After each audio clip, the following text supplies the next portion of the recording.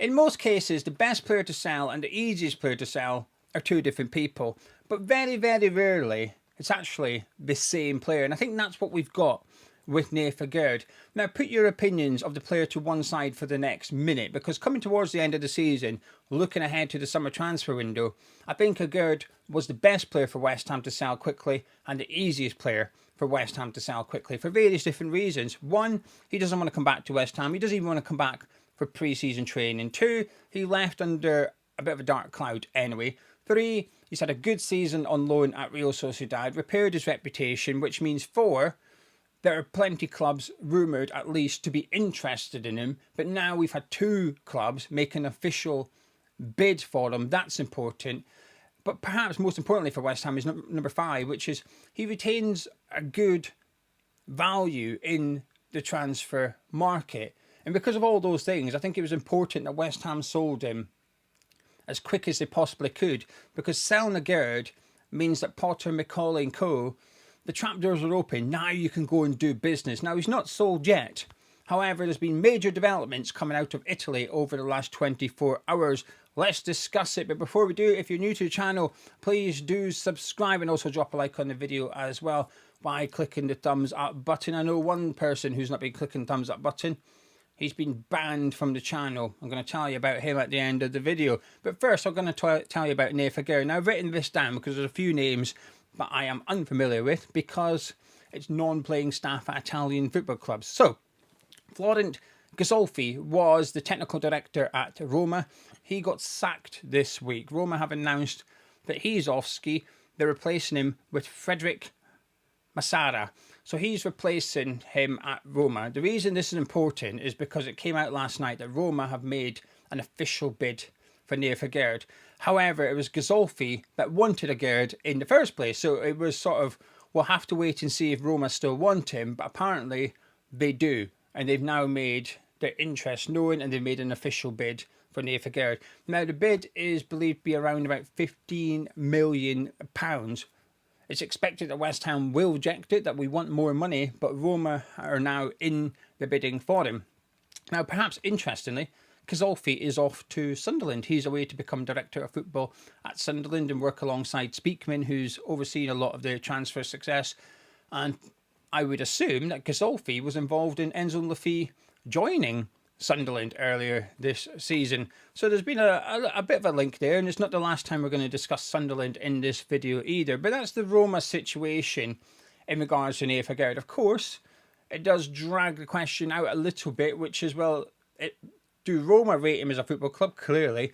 But does Ghisolfi rate him individually? And if so, would he perhaps be interested in taking him to Sunderland, a centre-back with lots of experience, some experience in a decent bit of experience in the Premier League as well?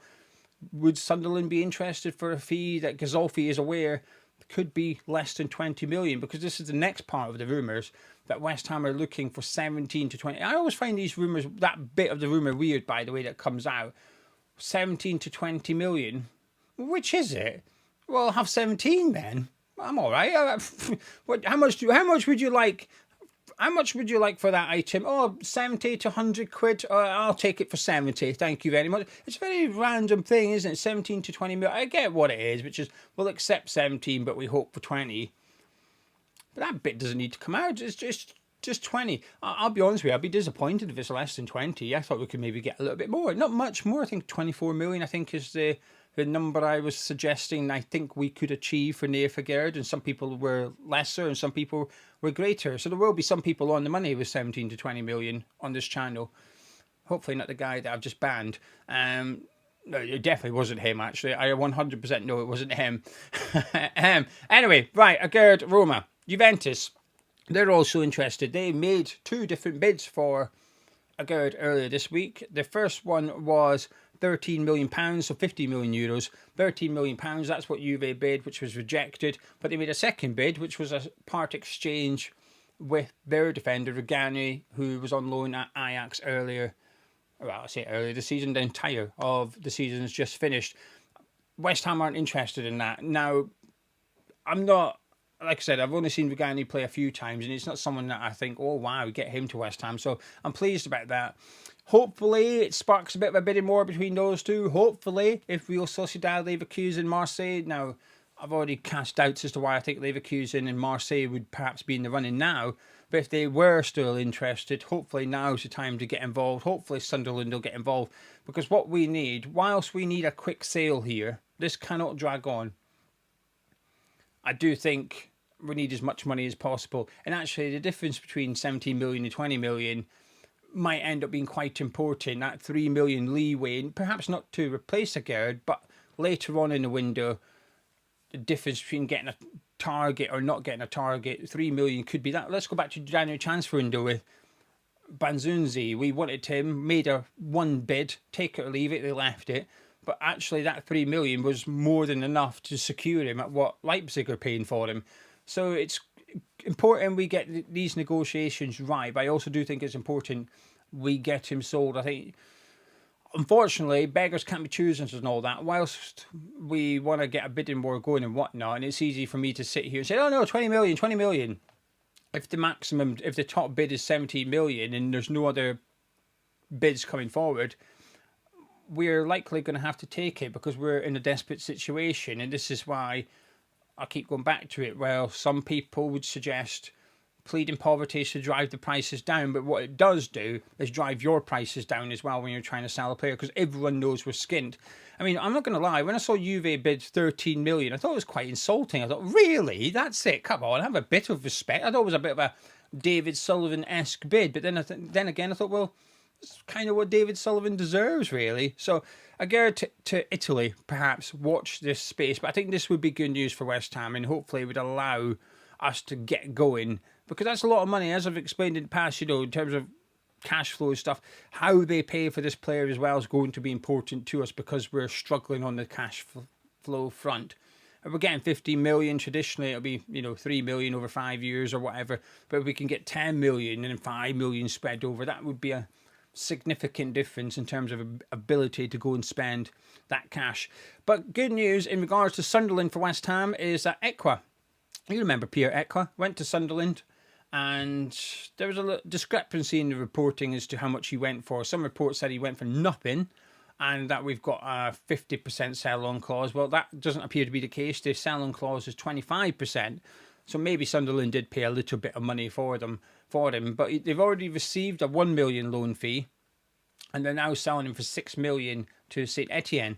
Now, Ekwah was on loan at St Etienne last season, and whilst they got relegated, he individually had a good season. The manager publicly has confirmed that he wants to keep Ekwah, they want to sign him, and they're going ahead with that. So 6 million is the fee that was agreed last summer for Ekwah, and the reports are suggesting that that's the fee that Sunderland will be receiving, which obviously means for West Ham, 1.5 million, get in, rich. But it all adds up, right? 1.5 million for Ekwah. That 3 million discrepancy with Nayef Aguerd. These things can, if you can get an extra couple of million here, an extra couple of million there, eventually it's an extra player. So whilst I'm not, it's hard to not take the piss about receiving 1.5 million. It's difficult to not sit here and sarcastically go, woo, 1.5 million, get in, because of the situation we find ourselves in. Look, it's laugh or cry. I'm choosing to laugh. It's more fun that way. Plus, it's Saturday and it's really hot, so it's better to just laugh. Right then, an interesting response from who I believe is David Sullivan to Hammers News. So I'll put a link to the Hammers News article in the description and the pinned comments, as I did the other day. If you want to go read it for yourself, please do. But essentially, Hammers News emailed who I believe to be David Sullivan, but let's just go what they say, a top source. Hammers News emailed a top source basically saying, fans are a bit concerned because of this sell to buy. Is it possible that we can buy players if we're confident we can sell players in the future? So essentially, can we start spending now and recoup the money at a later date for sales of Aguerd or Cadusa? And I've got an update in Cadusa actually. And the response was, anything is possible.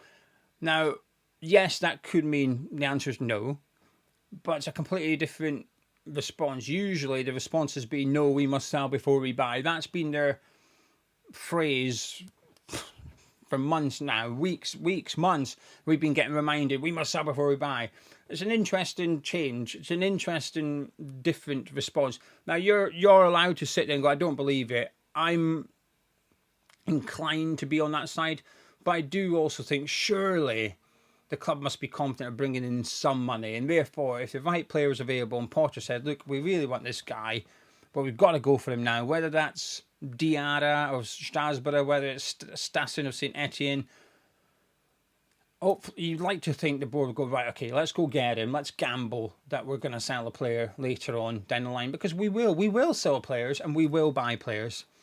So I'm not I don't know, actually, let's move on. In terms of Kudus, positive, kind of. Maresca has confirmed Chelsea want a winger. They looked absolute rubbish last night. Absolute rubbish at the Club World Cup. Sanchez, my word, we can't. This guy, I know we're not really linked to him, but watching him try and play it out from the back for the first 20 minutes was giving me the Jeepers Creepers. Normally I quite like it because the Chelsea keeper's making mistakes, but I was watching thinking, oh, please stop this, just in case we end up bringing you in. I don't want to witness this stuff, but Chelsea were terrible. But Maresca has confirmed they want a winger. Obviously, strongly linked to Gittins. Garnacho's still there. But so's Kudus. I do just wonder if Kudus will end up at Stamford Bridge. I think that's his likeliest destination at this point. But, good news. The reports are that Kudus won't force a move away from West Ham this summer. Now, this is good. And this is easy to get swept under the carpet because of all the talk about him leaving. And I still think Kudus will leave. I still think we will sell him because we're desperate. But the reports are Kudus, while he's open to move and perhaps wishes to move to a Champions League club, he's not going to force it through. I like that. That's the perfect mentality from a player, by the way. To have a player to come to your club that says, I've got the ambition to go and play Champions League football. So if a club comes in for me, I want to go. However, if they don't, or you don't agree a deal, I'm okay with that. I'm going to knuckle down and get on with things at my current club. I like players like that. Kudos to Kudus. Anyway, right, but that's the end of the football chat. If you don't want any Hammers chat, now's the time to depart. Before you go, please, 1,000 likes. That would be good. I've had 1,000 likes on the last 3 videos. We're on a roll. Let's keep it going. Right then. Because of everything that's going on, with Gonzo, who's I've spoken to, by the way, is the day after his video, he's feeling a bit better. The day after that, he felt a little bit worse again. But he's gone away for a few days. He's aiming to be back by Monday. Now, hopefully he doesn't watch this because I don't want to put pressure on him. There is no pressure on him, but he's aiming to be back on Monday. He's gone away for the weekend to go see a friend and play pinball, which is good. Like, that's good. It's something he enjoys. But anyway, because of everything going on with him, Nick on Clan Boost then did a video about getting rid of people, I guess, as in people that comment. Anyway, so yesterday I did a video about us potentially getting the Danish coach in and the Leicester goalkeeper. And I'm happy. I'm sat there saying it's good that we're getting a coach in. I would love the Leicester goalkeeper, blah, blah, blah. People in the comments were taking piss at me, which, by the way, good. Keep doing that. I don't mind that. People were saying, hey, bloody hell, getting excited about hiring a goalkeeper. I wasn't that excited, but I think it's good news. I think Potter bringing in his goalkeeping coach is good news, right? And I explained the reasons why. And people took the piss. It's fun. Anyway, this guy comes along. Says, Hammers chat negativity bingo card complete for the 4th day running, new record. Now, obviously, I'm like, I wasn't even negative. I was positive about everything. Had a look. Now, there's a new feature on the app. So if you click on someone's username, you can see the comments they've made on your channel. A very useful thing to do, because we had someone criticising other West Ham fans for calling for Potter out, saying, why would you want your manager sat get behind him? I clicked on him. I think he'd left 4 comments previously. 2 of them were screaming about Lopetegui, sat Lopetegui, or we're getting relegated, blah, blah, blah. So when I pointed that out to him, he's never commented again. But anyway, clicked on this guy. I think he's made quite a lot of comments on the channel. Every single one is just complaining about Hammers chat. Every single one has been negative about Hammers chat, the hypocrite. So he's banned. He can no longer comment on videos. I've never done this before. I reckon the banned list on this channel, the one on the forum channel is a bit bigger because Gonzo gets rid of people for obvious reasons, whereas I tend to reply to people and tell them to F off. But also, my advice to people like that, Daniel, is go do something you enjoy. If you don't like Cameras Chat, you don't like me, you don't like Gonzo, you don't like Nick from Clan Booze, whatever, that's okay. It's perfectly understandable. But life is short. Life is short. This is why when that person was leaving me, I don't know what you would call it, abuse, trolling, whatever, in January, when this, you already know, but for those that don't, this person, I'm assuming this one person, made a new account every single day. Every day. And he would comment asking if Grace had died. Now, obviously, Grace had just come back from hospital after spending 2 weeks in intensive care with suspected meningitis. Every day, has Grace died yet? Or is there GoFundMe for the funeral? Oh, I'd love to help out to pay for the funeral. Oh, R.I.P. Grace. Every day. So I was just blocking them, right? Within half an hour of the comment, I was just deleting the comment and blocking the account. But a new account would arrive the next day. In the end, I just left them because I genuinely got worried. I thought this person needs help in one way or another. And I know it feels a bit weird saying it, and a couple of people have said, why would you think like that? But I was more concerned about that person. I thought, you are actually spending time out your day every day to create an account and leave me a comment, which doesn't actually bother me, because why would it? Has Grace died yet? No. Now it bothers other people. Gonzo got really upset by it. Mrs. Gio was really upset by it. I was okay. But I ended up replying to the person saying, look, stop. Life is short. And this goes for Daniel and any other person who don't like Cameras Chat. Instead of just leaving abuse or trolling, do something you enjoy. I don't know what that is. Probably, unfortunately, trolling is probably what you enjoy, which is weird. Find a new hobby. But there's loads of movies, podcasts, TV series, books, music. Music's incredible. Get outside, go for a walk, go get friends, and then go see your friends. Spend time with people that you like spending time with. Don't tune in to Cameras Chat if you don't enjoy it, because it's a waste of your time. I lost someone when at a young age, like a friend of mine, gone. So from then on, it's changed my perspective of life. I think, do you know what? Every year, I think I've had 1 year more than that person.